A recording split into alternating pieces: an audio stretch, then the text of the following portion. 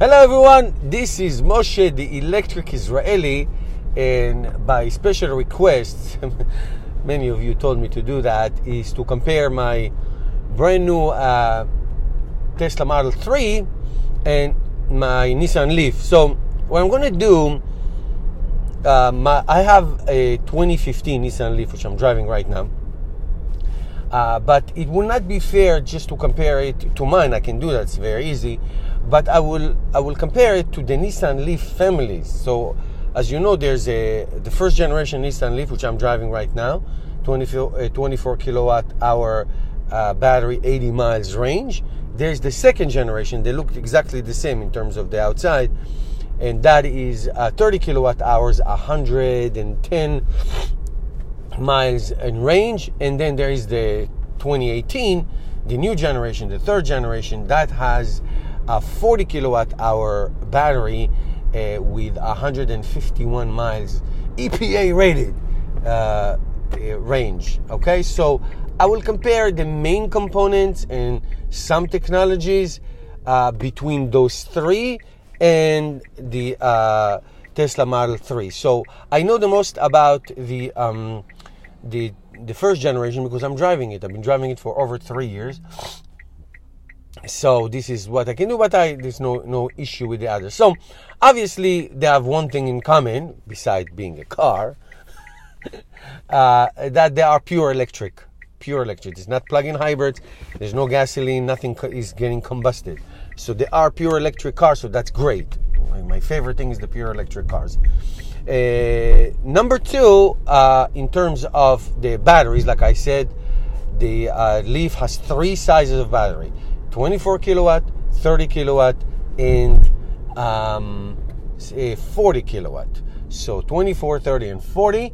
The range on the three of them is, like I said, 80 miles, 110 miles, and 151 miles. On the other hand, the Model 3, the large battery, which is available now, that's why I'm not talking about the future one. When the future one comes, we'll talk about it. But the one that's available right now that I own has a 75 kilowatt hour battery, gives you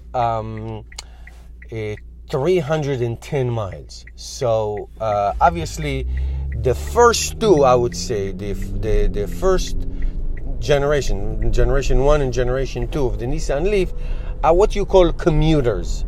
You know, you can go distances, but basically you will mainly use it as a commuter. The 2018, the 40 kilowatt, you can take it on long rides, but you have to know where you're charging. It's not 150 miles is good, but you know, it's not like you can say I'm going and it's fine. I mean, you need to know. So commuter versus, I would say, a short range missile. The Model 3, that's no problem. You can take it anywhere. There are superchargers everywhere. The battery plays no role. In other words, you can go. You're free to go wherever you want. So that's component number one. Now, number two, I would say, beside battery and range, is, I would say, it's not overlooked, but it's very important as an EV owner for over 3 years now, is the onboard charger. That is a big deal, I am telling you. I have a Chevy Volt as well, and the Chevy Volt onboard charger is only 3.3 kilowatt.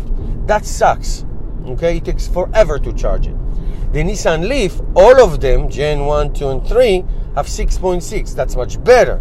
It gives you a charge at a 220, depending what is your charger. Quick charge. All right.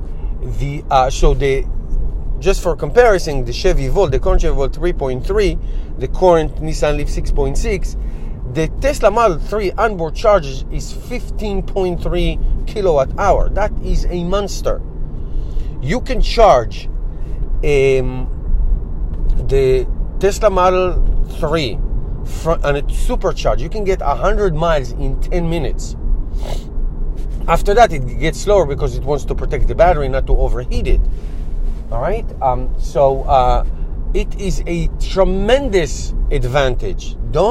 If you buy an electric car and you charging is important to you in terms of you need to charge a couple times a day because because you go places. The onboard charger is very important.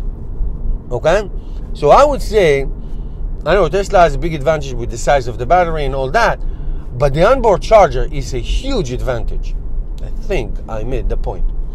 So obviously, now in terms of cargo capacity, I will give the advantage to the Leafs, all three of them.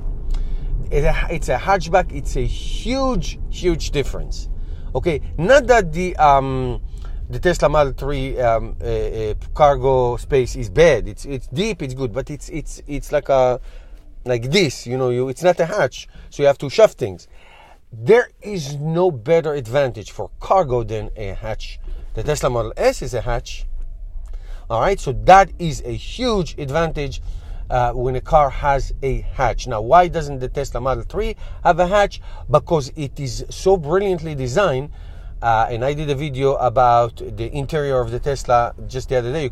You can look at it in my channel.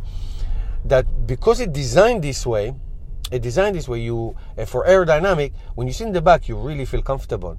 Not the Chevy Volt, for example. If you're more than 6 feet, you are not comfortable in the back.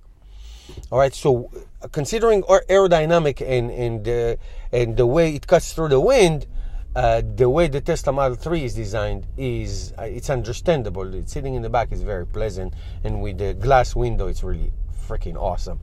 So again, these are, I would say, the major component. Now, the last thing I would compare, obviously, is the acceleration, and there is no comparison. The Nissan Leaf is about 9 seconds, 0 to 60 or 0 to 100 kilometers.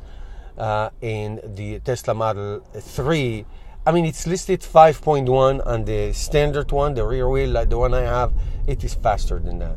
It is really fast. It's less than 5 seconds. It is a monster, an absolute torque monster. So these are the main components for you, my fans. If you want to know more stuff, please ask below. I'd be happy to help. I know everything about these cars.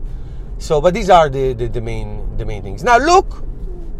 I mean, I love the Nissan Leafs. I'm sorry. I really have an affection for them because they were the first mass-produced ones. So they get an edge. They get an excuse. I love them. I love the Nissan Leaf. I really do. And I, of course, love the Model 3. But it's like your first love in high school. It really is a great car. It's a very well-built car. All right? That's it, guys. Thank you, everybody. Don't forget to subscribe to my channel. Help me change the world. One car at a time, and becoming a Patreon and or shop at the Electric Israeli store. See you tomorrow, guys.